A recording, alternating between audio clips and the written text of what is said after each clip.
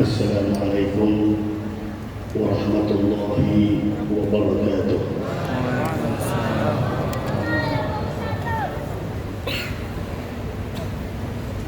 Alhamdulillahi rabbil alamin,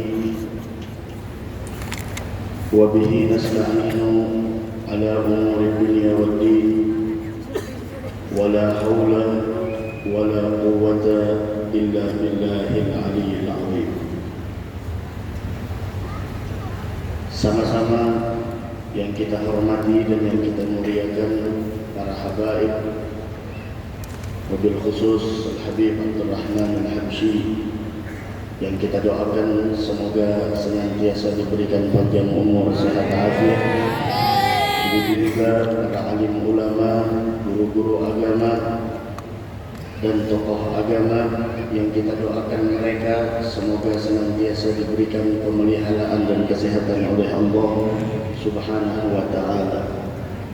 Juga yang sama-sama kita muliakan Bapak Gubernur atau yang mewakili, kita doakan semoga Pak Gubernur kita dilimpahkan keberkahan oleh Allah Subhanahu wa taala, dan juga Pak Kanwil yang kita doakan beliau semoga senantiasa diberikan kesehatan dan keafiatan oleh Allah, dan juga Ketua Umum Badan Pengelola Masjid Raya Sabilal Muhtadin dan seluruh jajarannya. Kita doakan mudah-mudahan semuanya segera sehat walafiat dan dilimpahkan keberkahan oleh Allah Subhanahu wa taala. Amin amin ya rabbal alamin. Hadirin hadirat yang dimuliakan Allah Subhanahu wa taala, pada malam hari ini kita memperingati sekaligus dua acara. Yang pertama adalah memperingati nuzulul Quran, dan yang kedua adalah memperingati haul Al-Alimul Fadil Kiai Haji Ahmad Zuhdian Nur. Semoga kita mendapatkan keberkahan beliau. Subhanallah, acara nuzulul Quran dan peringatan haul alim minal ulama, salih minas salihin, dua peringatan ini adalah sesuatu yang mulia, sesuatu yang agung, sesuatu yang mempunyai kedudukan yang sangat tinggi di sisi Allah Subhanahu wa taala. Kenapa demikian? Karena Al-Quran akan selalu ada di dalam diri para ulama, dan ulama mereka adalah orang yang mempraktekkan dan mengaplikasikan isi kandungan Al-Quran.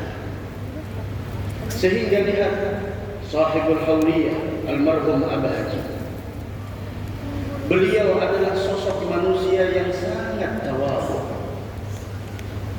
Seakan kehidupan beliau menggambarkan salah satu firman Allah Subhanahu wa taala yang tadi ulun sampaikan, Al-Quran dengan ulama tidak bisa dipisahkan.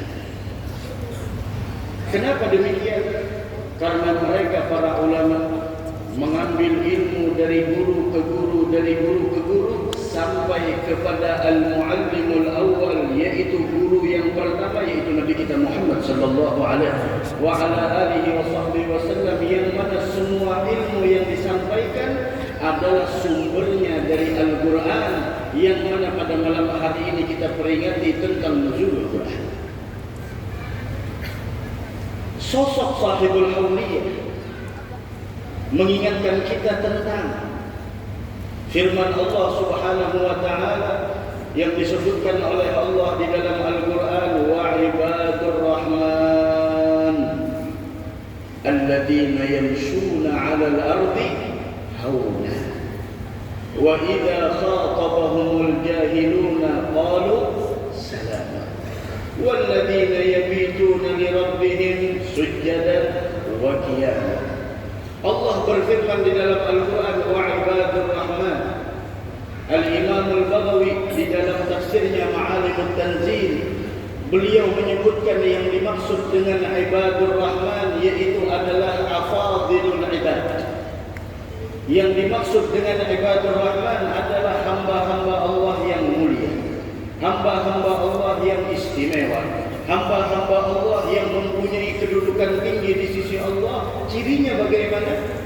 Alamatnya seperti apa? Allah jelaskan dalam Al-Quran, wa ibadur rahman ay afadilul ibad, hamba-hamba Allah yang istimewa, yaitu alladzina yamshuna 'alal ardi hauna, mereka yang berjalan di permukaan bumi ini dalam keadaan tawadhu, dalam keadaan merasa hina, tidak pernah merasa dirinya lebih hebat dari orang lain. Bukankah ini, bukankah sifat yang digambarkan oleh Allah di dalam Al-Quran ini ada di dalam sosok sahibul hawliyah? Bukankah Allah yang mengatakan tentang afadilul ibad, tentang manusia-manusia mulia, ada di dalam diri para ulama wassalihin, sehingga mereka berjalan di permukaan bumi ini tidak pernah merasa dirinya lebih hebat dari orang lain? Karena ketahuilah, siapa orang yang merasa dirinya lebih hebat dari orang lain, sungguh orang itu hina di mata Allah. Dan siapa orang yang memandang dirinya dengan pandangan hina, tidak pernah merasa dirinya lebih hebat dari orang lain, sungguh Allah memandang kepada orang tersebut dengan pandangan yang mulia. Sehingga ketawaduan yang mana di sana adalah warisan dari guru ke guru sampai ke Nabi Muhammad sallallahu alaihi wasallam, mengantarkan orang yang mempunyai sifat tersebut untuk mendapatkan kedudukan yang tinggi di sisi Allah Subhanahu wa taala, sehingga Nabi Muhammad menjanjikan man tawadha'a lillah rafa'ahu Allah.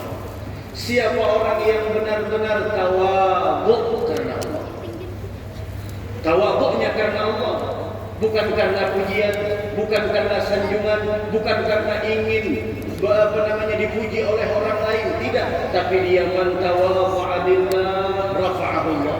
Siapa orang yang benar-benar tawadhu karena Allah, maka kedudukannya bakal diangkat oleh Allah Subhanahu wa taala. Kok kita beruntung pada malam hari ini, dari karena sambutan dari Bapak Gubernur tadi, beliau memberitahukan kepada kita dan menganjurkan kepada kita ketika kita menghadiri acara haul semacam ini, untuk kita ambil sifat dari sahibul hawliyah, untuk kita tiru akhlak dari orang yang kita peringati haulnya pada malam hari ini. Di antaranya yang kita sebutkan adalah akhlak at-tawadhu, yaitu rendah hati, tidak pernah merasa diri lebih hebat dari orang lain, tidak pernah merasa diri lebih pintar dari orang lain, tidak pernah merasa diri lebih mulia dari orang lain, tidak pernah merasa dirinya lebih mempunyai kedudukan yang tinggi di sisi orang lain. Akan tetapi yamshuna 'alal ardi hauna, mereka berjalan di permukaan bumi ini dalam keadaan tawadhu. Mudah-mudahan kita diberikan kemuliaan oleh Allah Subhanahu wa taala. Kemudian bagaimana sifatnya? Wa idza khatabahumul jahiluna qalu salama. Apabila ada orang yang jahil mencaci mereka, menghina mereka, apakah di sana cacian dibalas dengan cacian, hinaan dibalas dengan hinaan? Ini yang penting yang kita ambil dari akhlak ulama. Ini yang penting yang kita ambil dari akhlak para salihin. Jangan sampai kita membalas cacian dengan cacian, jangan sampai kita membalas hinaan dengan hinaan. Allah puji mereka di dalam Al-Quran, wa idza khatabahumul jahilun qalu salama. Apabila orang jahil mencaci mereka, tidak ada di sana cacian dibalas dengan cacian, akan tetapi yang keluar dari lisan mereka adalah perkataan yang lembut, perkataan yang indah, dan itu adalah salah satu bukti ketakwaan seseorang kepada Allah Subhanahu wa taala. Bukankah kita berpuasa di bulan Ramadan tujuannya adalah la'allakum tattaqun, agar kita mendapatkan makna takwa, yang mana ketakwaan adalah mampu menjadikan seseorang mendapatkan keberuntungan, baik itu keberuntungan dunia, lebih-lebih keberuntungan di negeri akhirat. Mudah-mudahan kita beruntung dunia wal akhirat. Amin ya rabbal alamin. Dan ketahuilah, Allah berfirman di dalam Al-Quran. Apa kata Allah?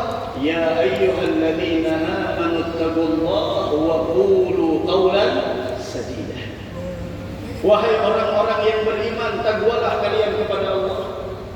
Dan sebagai wujud kalian membuktikan bagaimana ketakwaan kalian kepada Allah, ini dengarkan sambungan ayatnya. Wa qulu qawlan sadida. Buktikan ketakwaan kalian dengan bahwasanya setiap kali ucapan yang keluar dari lisan kalian adalah ucapan Bahkan Uqbah bin Amir ketika bertanya kepada Nabi Muhammad, "Ya Rasulullah, man najah?" Bagaimana cara untuk meraih kesuksesan? Apa kata Nabi Muhammad? 3 caranya untuk meraih sebuah kesuksesan. Yang pertama, amsik alaika lisanak. Jaga setiap kata-kata yang keluar dari lisan. Ini kita punya lisan, jilmuhu saghir wa jurmuhu kabir. Kita punya lisan, bentuknya sangat kecil, namun bahayanya sangat besar. Hati-hati. Kita selama bulan Ramadan sejauh ini kita sudah tidak merasa 15 hari dan malam ini adalah malam ke-15. Artinya apa? Ramadan sudah separuh kita tinggalkan.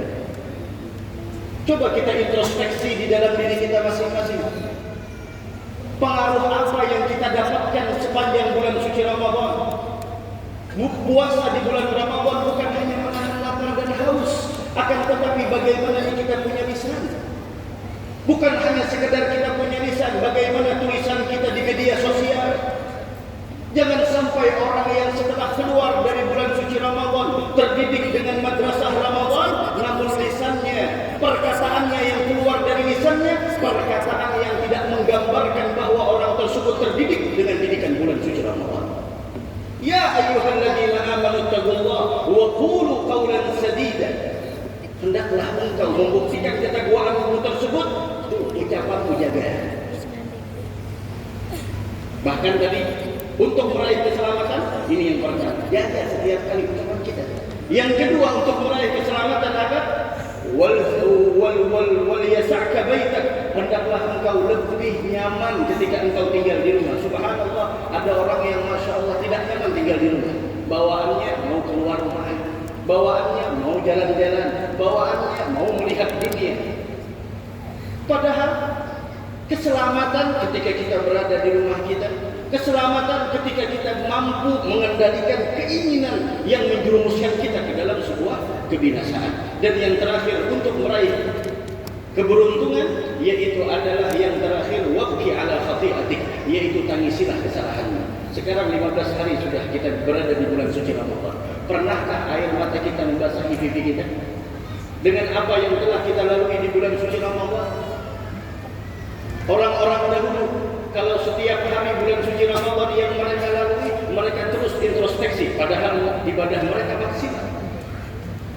Di samping ibadah mereka maksimal, mereka merasakan bahwasanya masih ada kekurangan di dalam menghambakan diri kepada Allah Subhanahu wa taala. Wah, kita mudah-mudahan amal ibadah kita diterima di sisi Allah Subhanahu wa taala. Kalau sudah seseorang mampu mengontrol setiap kali ucapan yang keluar dari lisannya, maka dampak yang baik di dalam dirinya, Allah katakan di ayat setelahnya, yaghfir lakum dzunubakum wa qulu qawlan sadida yuslih lakum a'malakum wa yaghfir lakum dzunubakum. Dua dampak yang sangat indah di dalam diri seseorang yang mampu mengontrol setiap kata-kata yang keluar dari lisannya. Yang pertama, yuslih lakum a'malakum. Arti yuslih lakum a'malakum artinya apa? Amal seseorang bakal diterima di sisi Allah. Bagaimana diterimanya? Allah perbaiki amalnya. Karena amal yang diterima adalah amalan yang baik, amalan yang sesuai tuntunan Nabi kita Muhammad sallallahu alaihi wasallam. Dari karenanya ulun pernah menyampaikan perkataan Sayyidina Ali bin Abi Thalib, "Kunu bigabulil amali ahamma minkum minal amal." Hendaklah kalian lebih memprioritaskan, lebih mementingkan bagaimana agar amal kita diterima daripada mementingkan amal itu sendiri. Kita banyak di akhir zaman contoh sederhana salat tarawih.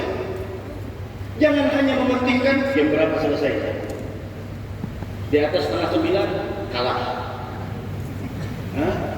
Di atas setengah 9 kalah. Jam setengah 9 ya udah menang. Sebelum setengah 9 juara 1. Masya Allah. Yang kita pikirkan cepatnya, yang kita pikirkan bagaimana kita bisa unggul dari orang lain. Bukankah salah satu amalan yang dicontohkan oleh Nabi Muhammad kepada umatnya di bulan suci Ramadan agar kita mendapatkan rahmat, ampunan dan pembebasan dari siksa api neraka dan bahkan berbagai macam kemuliaan-kemuliaan di bulan suci Ramadan adalah akhlak yang beliau contohkan adalah yaitu musabaqah ilal khairat, yaitu berlombanya kita di dalam kebaikan. Siapa di antara kita yang berlomba di dalam kebaikan? Berlomba siapa yang paling cepat daripada siapa yang paling cepat duduk di saf pertama ketika sholat, siapa yang paling duluan sholat berjamaah, siapa yang paling duluan di dalam baca Al-Quran, siapa di antara mereka yang paling banyak sedekahnya, siapa yang paling banyak khatam Al-Qurannya di bulan suci Ramadan.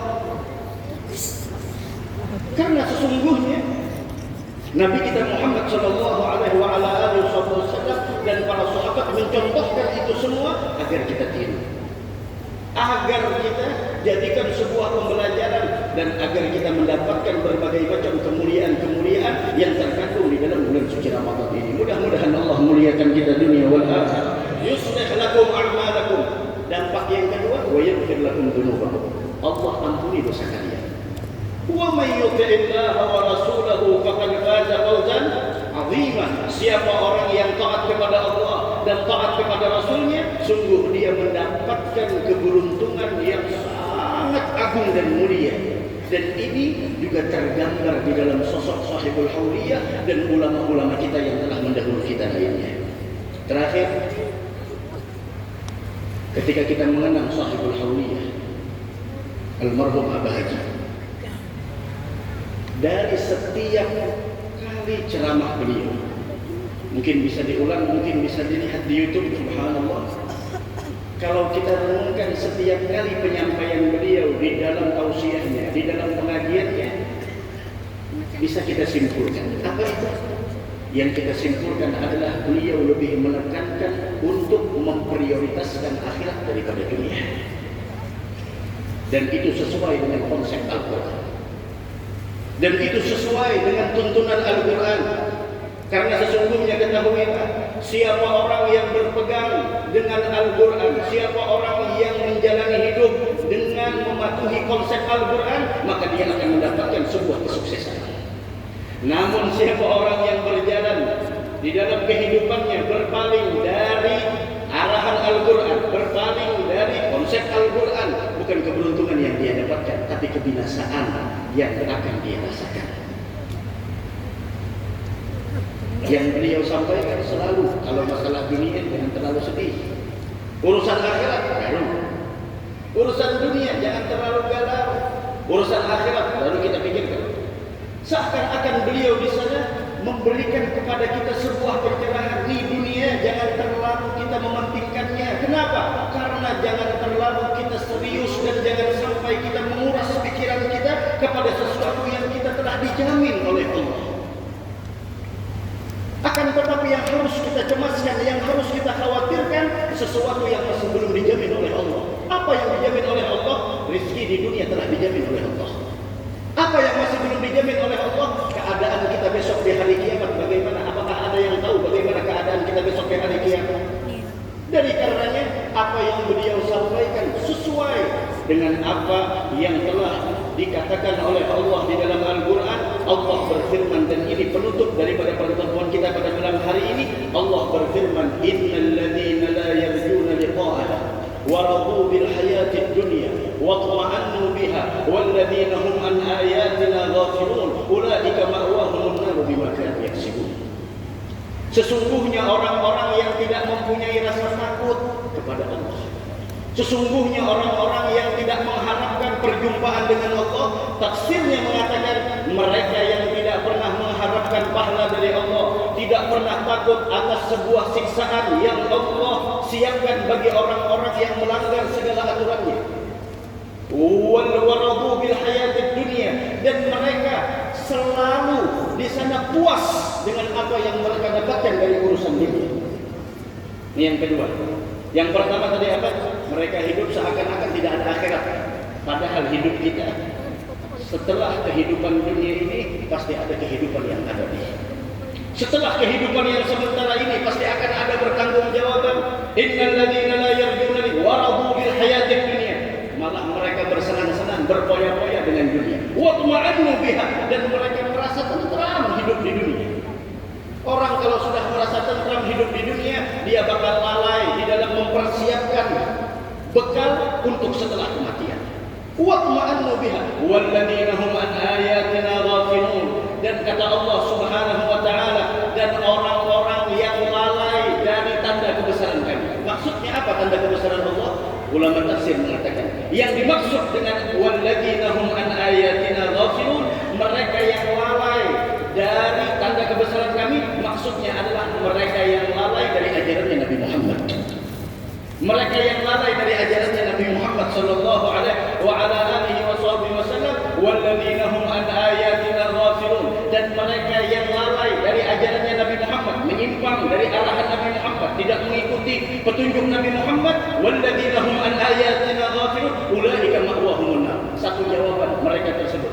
Mereka yang di sana lalai dari hari akhirat, kemudian mereka yang terbuai dengan keindahan dunia, mereka yang tidak mengikuti Nabi Muhammad, satu tempat, ulaika ma'wahumun nar. Tempat mereka adalah neraka. Mudah-mudahan kita dihindarkan dari siksa api neraka. Juga kita pada malam hari ini mengingat kembali tentang peristiwa yang terjadi 14 abad yang telah silam.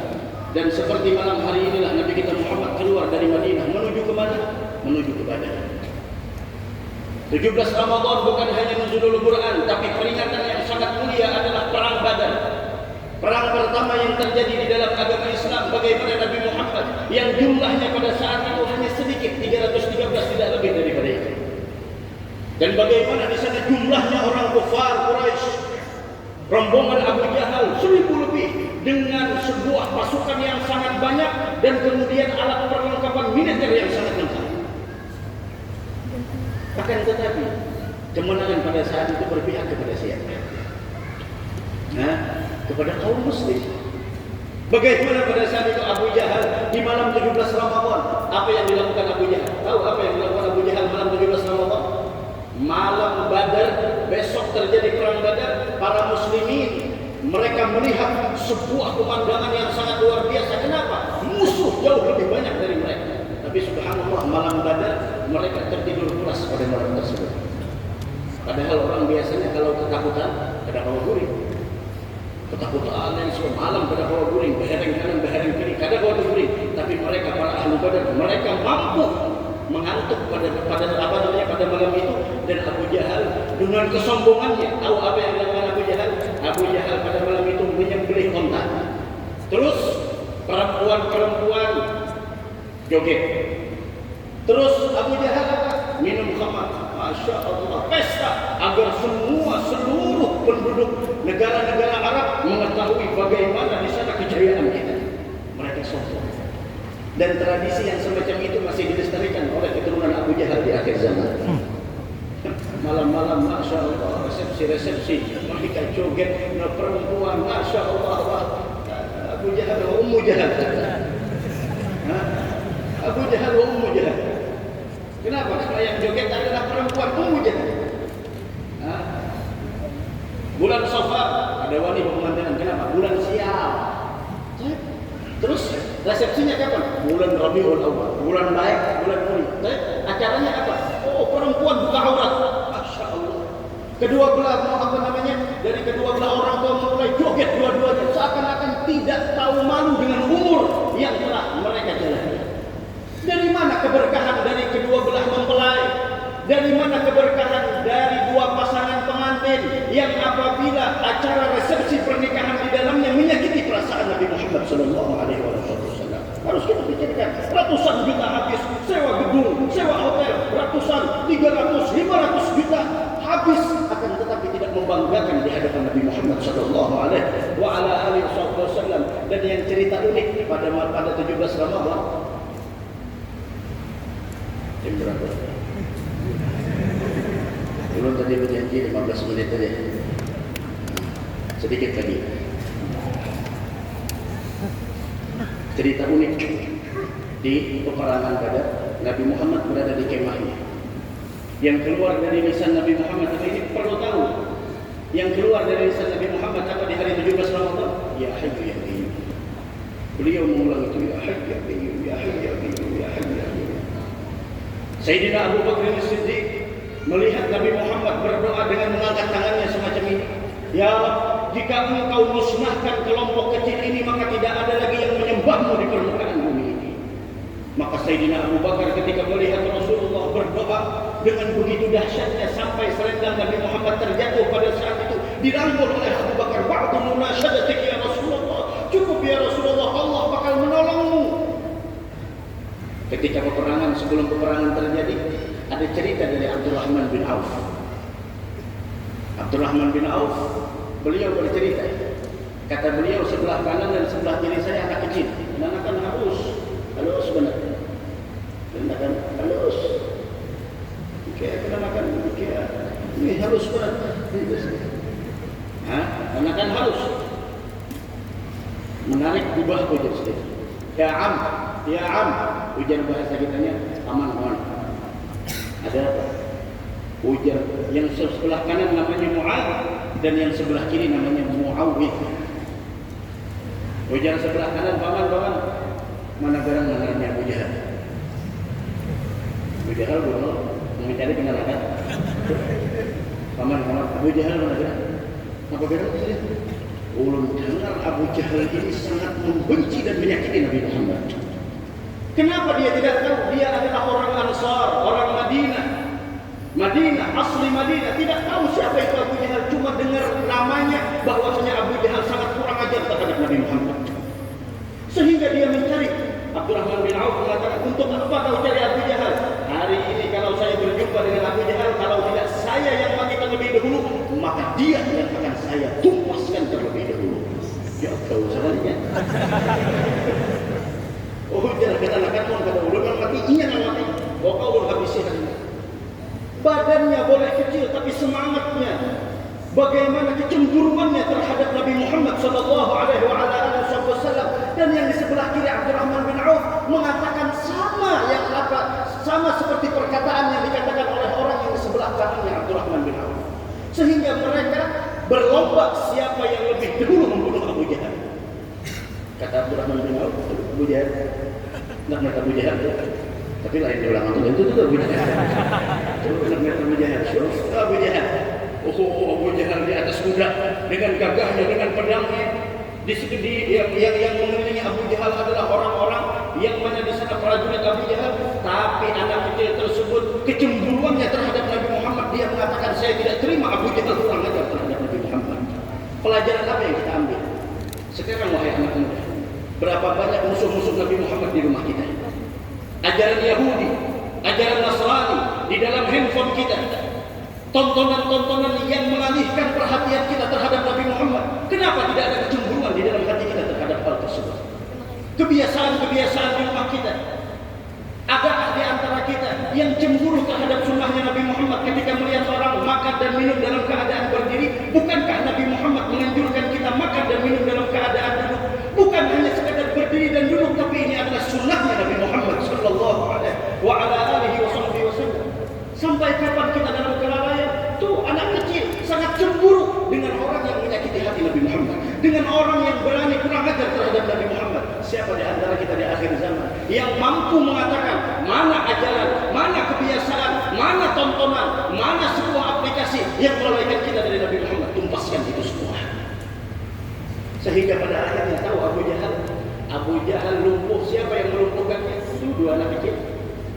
Harapnya orang, jagaunya orang. Oh, bukankah yang memenggal kepala Abu Jahal Abdullah bin Mas'ud? Naam. Tapi yang merobohkan Abu Jahal adalah Mu'ad dan Muawwid. Anak kecil dari kaum Ansar, dari Madinah, yang pada saat itu mereka menjatuhkan Abu Jahal dari atas kudanya sehingga tersungkur, dan pada akhirnya kepalanya dipenggal oleh Abdullah bin Mas'ud radhiyallahu taala anhu. Mudah-mudahan ada manfaatnya insyaallah. Mudah-mudahan ada barakahnya. Amin.